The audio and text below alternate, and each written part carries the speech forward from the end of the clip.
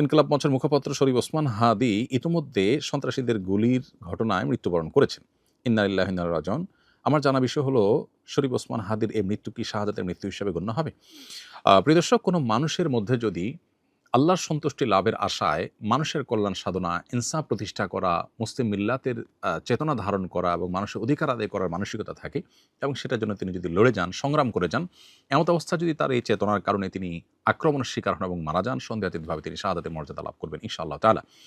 ইমানদারের মধ্যে যদি আল্লাহর সন্তুষ্টি লাভের জন্য জীবন বাজি রাখার মানসিকতা থাকে এবং তার অসৎ কাজে বাধা প্রদান, অন্যায়ের বিরুদ্ধে তার প্রতিরোধ এবং ইনসাফ প্রতিষ্ঠার মানসিকতা লালন করার কারণে তিনি যদি আক্রমণের শিকার হন, তাহলে সেক্ষেত্রে তিনি অবশ্যই শাহাদাতের মর্যাদা লাভ করবেন। সেই জায়গা থেকে শরীফ ওসমান হাদিকে আল্লাহ তাআলা শাহাদাতের মর্যাদা দান করুন, আমরা সেই দোয়া করি। আর এমনিতেই নবী সাল্লাল্লাহু আলাইহি ওয়াসাল্লাম বলেছেন, মান কুতিলা দুনা দামিহি ফাহুয়া শাহীদ। যে ব্যক্তি কারোর হাতে খুন হয়েছে, জীবন রক্ষা করতে গিয়ে তার জীবন খুন হয়েছে, অর্থাৎ সাধারণ ধস্তাধস্তিতে অথবা কোনো ডাকাতের হাতে মারা গেছে, সেও শাহাদাতের মর্যাদা লাভ করেন। তাহলে সেক্ষেত্রে দ্বীনের কথা বা মুসলিম মিল্লাতের কথা বা মুসলিম চেতনার কথা বা ইনসাফের কথা বা মানুষের অধিকারের কথা যদি কেউ বলতে যান মুসলিম হয়ে এবং আল্লাহর কাছ থেকে যদি বিনিময়ে আশা করেন, তাহলে তিনি অবশ্যই শাহাদাতের মর্যাদা লাভ করবেন। অনেকে আছেন যারা বিপ্লবী মানসিকতা ধারণ করেন, তারা অন্যায়ের বিরুদ্ধে সংগ্রাম করেন। তাদের সে সংগ্রামকে আমরা অবশ্যই শ্রদ্ধা করব। কিন্তু তার মধ্যে যদি আল্লাহর প্রতি বিশ্বাস না থাকে অথবা তিনি যদি এই সংগ্রামটা করেন তার মানবিক চেতনা থেকে শুধুমাত্র, এর জন্য তিনি আল্লাহর কাছ থেকে কোনো বিনিময় আশা করেন না, আল্লাহর সন্তুষ্টি লাভের আশায় করেন না, কোরআন হাদিসের নির্দেশনার কারণে করেন না, তাহলে সেক্ষেত্রে তার এই আত্মত্যাগটা শাহাদাত হিসাবে বিবেচিত হবে না।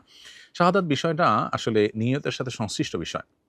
কেউ যদি আল্লাহর সন্তুষ্টির আশায় জীবন বাজি রাখেন, যা করেন তা আল্লাহকে খুশি করার জন্য করেন, তার জীবন মরণ আল্লাহর উদ্দেশ্যে যিনি উৎসর্গ করার জন্য প্রস্তুত থাকেন, তাহলে সেক্ষেত্রে তিনি শাহাদাতের মর্যাদা লাভ করেন।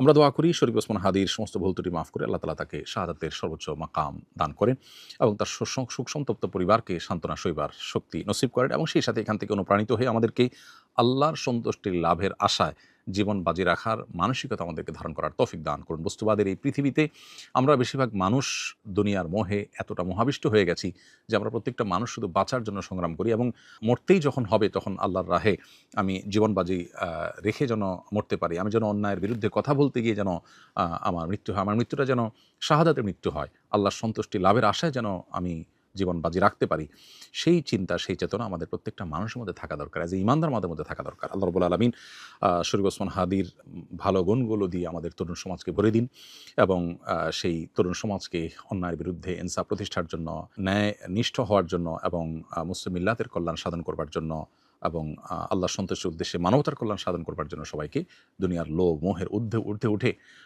আল্লাহর উদ্দেশ্যে নিজের জীবনকে উৎসর্গ করার এবং নজরানা পেশ করার তৌফিক আমাদেরকে দান করুন।